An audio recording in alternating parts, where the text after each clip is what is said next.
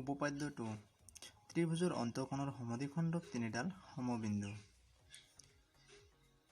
এইটো প্ৰমাণ কৰিবলৈ আমি ABC এটা ত্ৰিভুজ অংকন কৰি লম আগত। তাৰ পিছত এংগেল B আৰু এংগেল C কোণৰ অন্তঃসমদ্বিখণ্ডক ক্ৰমে BI আৰু CI। তাৰ পিছত এই অন্তঃসমদ্বিখণ্ডক দুডালে I বিন্দুত ছেদ কৰিব। অন্তঃসমদ্বিখণ্ডক দুডালে I বিন্দুত ছেদ কৰা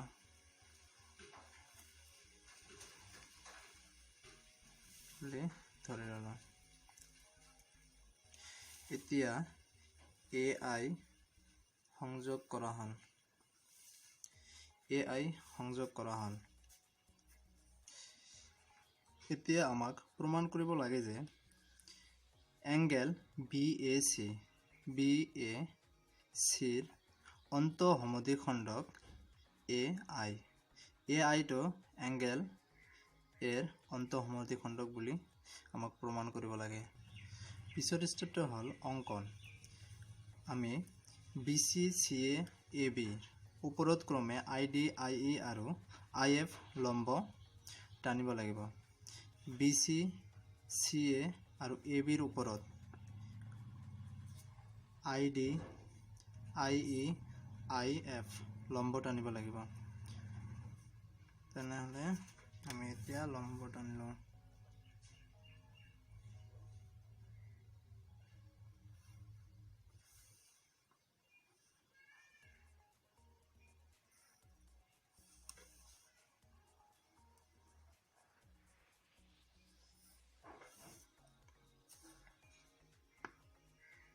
ID IE আৰু IF লম্ব টানি লোৱা হ'ল। পিছৰ ষ্টেপটো হ'ল প্ৰমাণ। এংগেল বিৰ অন্তঃসমদ্বিখণ্ডক BI টোৱে এংগেল বিটোক সমান সমান দুটা এংগেলত ভাগ কৰিছে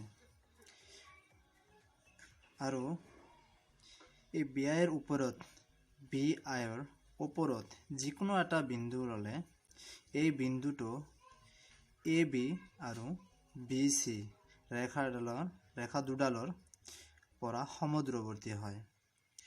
গতিকে I বিন্দুটোৰ পৰা F আৰু D সমান সমান দূৰত্বত আছে। গতিকে FI ইকুৱেল টু ID। এইটো ইকুৱেশ্যন 1 বুলি নামকৰণ কৰিলো।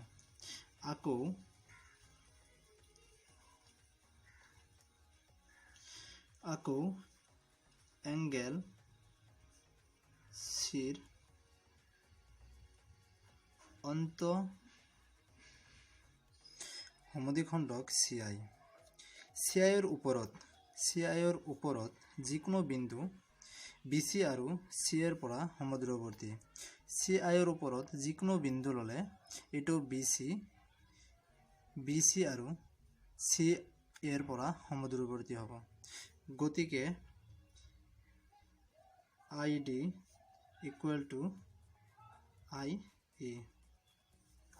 কুৱেশ্যন 2 এইটো যদি আমি এই দুটা ত্ৰিভুজ লওঁ EIC আৰু DIC তেনেহলে এইটো কোণ 90 ডিগ্ৰী, এইটো কোণ 90 ডিগ্ৰী। এইটো সাধাৰণ বাহু আৰু এইটো অন্তঃসমদ্বিখণ্ডক। গতিকে কোণ দুটা সমান। বাহু কোণ চৰ্ত মতে এই ত্ৰিভুজ দুটা সৰ্বাংগ সম। গতিকে এই EI equal to ID। Equation 1 আৰু ইকুৱেশ্যন 2ৰ পৰা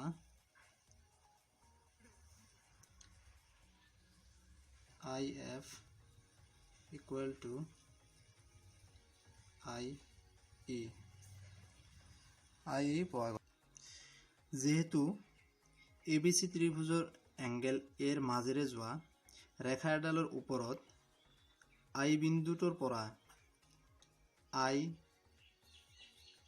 ই আৰু IF সমান সমান, গতিকে IA এংগেল এ কোণটোক সমদ্বিখণ্ডিত কৰিব। গতিকে আই এংগেল এৰ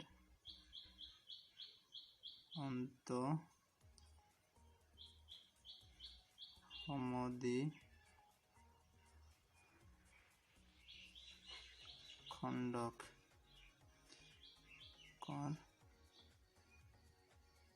ওপৰত অৱস্থিত। তো সমদ্বিখণ্ডকৰ ওপৰত অৱস্থিত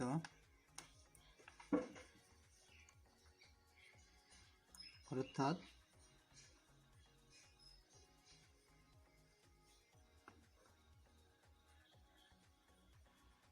আইএ এংগেল BAC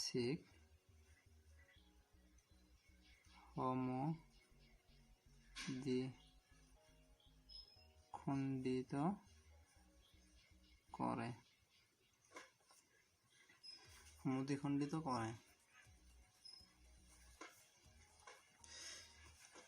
আৰু এইখিনিতে প্ৰমাণ হ'ল যে ত্ৰিভুজৰ অন্তঃকোণৰ সমদ্বিখণ্ডক তিনিডাল এটা সমবিন্দু বা এটা নিৰ্দিষ্ট বিন্দুত ছেদ কৰে।